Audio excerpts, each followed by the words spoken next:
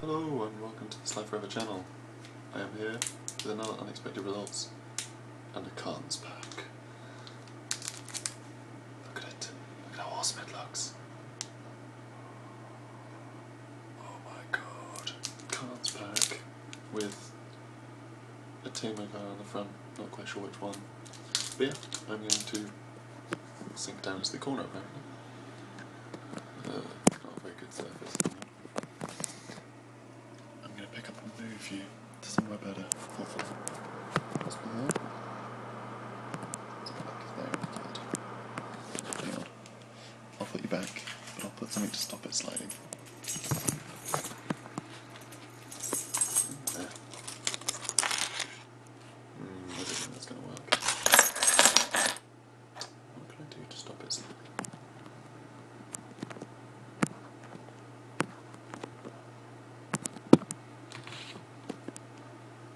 There we go. Hopefully it should be fine now. Cards pack. I'm going to get straight into it, because I wasted time being silly there. With a slidey desk.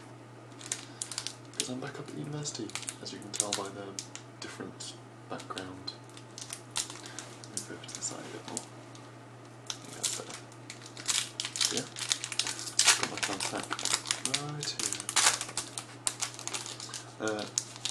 I've opened a couple of cards packs before this, because I went to cards pre-release and pulled some really cool stuff, and I really like the look of the set. I've already made a Mardu deck and it's awesome. So first off, I don't know how well you'll be able to see this, but it is Debilitating Injury. 1 and a black for enchantment aura. Enchant creature gets -2/-2. So it's stab wound without the 2 damage a turn. For 2, seems okay. The whole set is a bit slow, so this seems perfectly good. In Mardu I've played it and it works really well. Like either as a kill spell in the second main phase, or just as a weakening their big creatures that you can get to it with burns or whatever. Next, we have a Blossoming Sands, one of the I don't know what you call these lands, but when you play it, it enters tapped and gains a life. And it taps for green and white Blossoming Sands. So it's a dual land, but it gains a life. So I guess Soul Mender lands? Maybe? I don't know. Soul lands.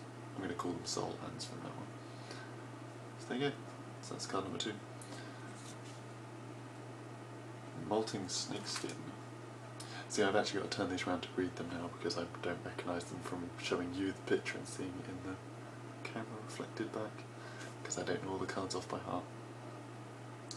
But yeah, 1-drop black, enchantment aura, enchanted creature gets +2/+0, and for 3 can regenerate.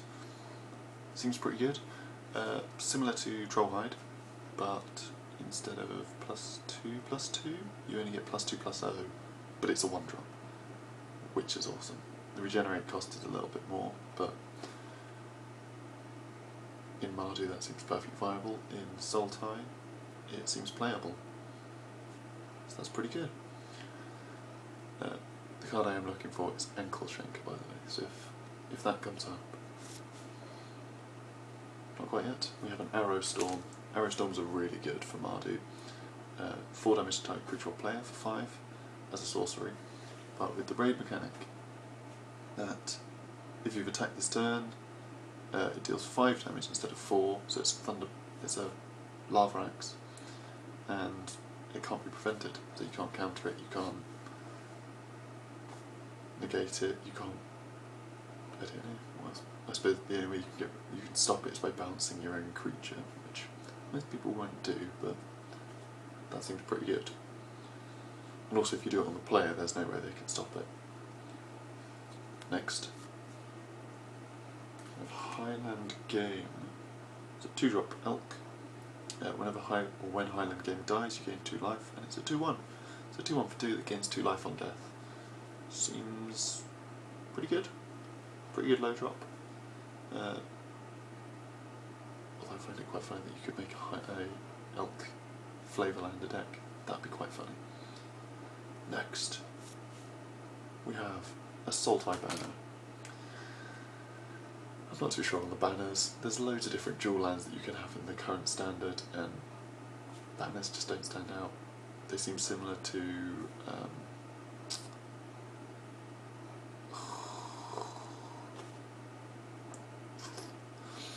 the banners seem similar to the key runes or the clue stones. That's what I was thinking of. The guild clue stones. But yeah, so you can tap them for one of each of the colours from their Khan, and then you can spend one of each of the colours and tap it to sack and draw a card. Which is okay, it's not amazing. If you're getting mana hosed, drawing a card is useful. If you're getting mana starved, I suppose it works. It's kind of a mediocre kind of artifact land placement. They're okay, they're not bad, but they're not amazing, and I've taken all mine out for dual lands. So next we have the Embodiment of Spring. 1-drop blue for 0/3, Tamer card, or Teamer, the rug set. And you can spend 1 and a green to tap and sack to search for a basic land. So, seems pretty decent. A early game defender, and then sacking for a land of your choice to fix mana if you're not pulling very well. It seems pretty good. It seems perfectly viable. The artwork's pretty awesome actually. Little ice golem with like plants growing out of it. Nice. But yeah, it seems perfectly good. Seems similar to a Font of Fertility, but instead it's a 0/3 creature for a while. Obviously it means you need blue and green already to be able to actually use it as a Font of Fertility, which is a bit less versatile. But to grab a mountain, it's always worth it. Seems decent. Not anything amazing, but seems pretty good. Thornwood Falls, another soul land, but green-blue this time. I do like these, the artwork's pretty cool. There's a lot of dual lands in this set, and they're pretty good. Because there's these and the fetch lands as well, and the Painlands. But yeah, next is Einok Bondkin, an Abzan card, as you can tell by the symbol, which is meant to be a dragon scale. It looks really silly. See that kind of faded watermark in the background. I don't particularly like it. I prefer the Mardu wings. But yeah, a 2-drop for a 2/1, Outlast to give 2 and tap to give a +1/+1 counter to it, and then each creature you can draw with a +1/+1 counter on it gains first strike. Which in an Abzan deck is pretty good for a low drop. It seems really decent. If you're going for a Voltron deck from Theros, then adding in Abzan cards is probably the way to go if you want to keep that Voltron running smoothly. Next, we've got Force Away. 1 and a blue, instant, return target creature to its owner's hand with Ferocious. So it's a bounce card for Teamer,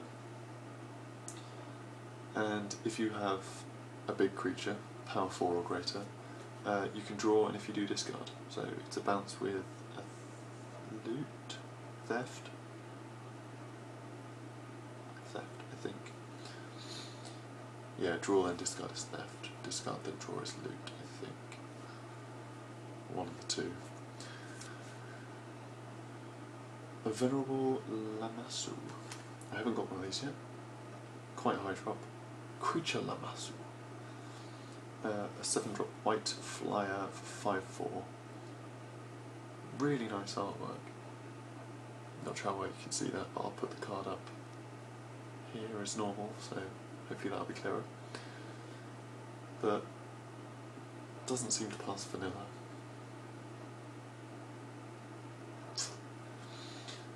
Not amazing, but it's cool.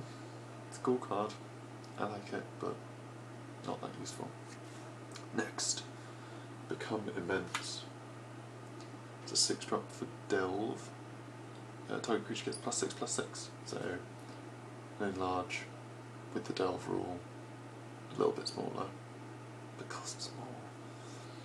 What does Delve actually do? Each card you exile from your graveyard while casting the spell pays for 1. Okay, so Delve is a bit like Invoke, but a bit stranger. Seems okay. Seems decent combat trick. You can just like discard 5 cards. If it's going to be a game-winning spell, which this probably could be if you have a trample creature out, sacking 5 cards from your graveyard does not seem that bad. And then it's a 1-drop +6/+6, which is ridiculous. So yeah, that seems pretty good. I think we're going to the... yeah, this is the first uncommon. Second uncommon, a Frontier Bivouac. The Temur Khan land. It can tap for each of the colours but enters tapped, and it's a specific Khan. Like the Nomad Outpost for Mardu. Next we have Savage Knuckleblade. Our rarest Savage Knuckleblade. Yep. That's... Savage Knuckleblades are ridiculous, by the way. They're really OP. So, a Temur spell, again, because I'm pulling lots of Temur apparently.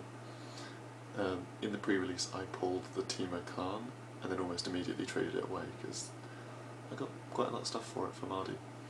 But yeah. Apparently it really liked me having Temur cards.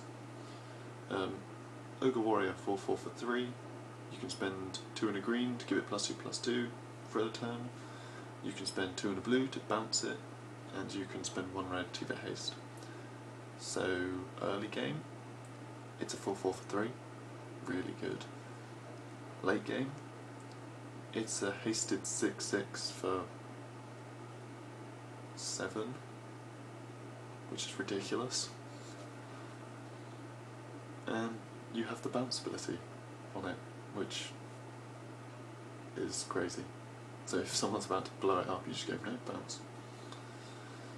Obviously if you have the 3 open, which if you're running blue counters, you probably should have the 3 open. And the last card is a sweet looking mountain. Nice. And then a Goblin token. I've got quite a few Goblin tokens already because I'm running Mardu, and they're pretty awesome. So yeah, pick up the pack. So Savage Knuckleblade is ridiculous, but if I can't pick that, I suppose I would go for probably Arrowstorm, Mardu card. Arrowstorm is awesome if you can use it right. So I'm glad I got another one of these. So there you go. That was opening the first cards pack that you get to see. And I hope you enjoy cards. I hope you pull well, and I shall see you next time. Goodbye.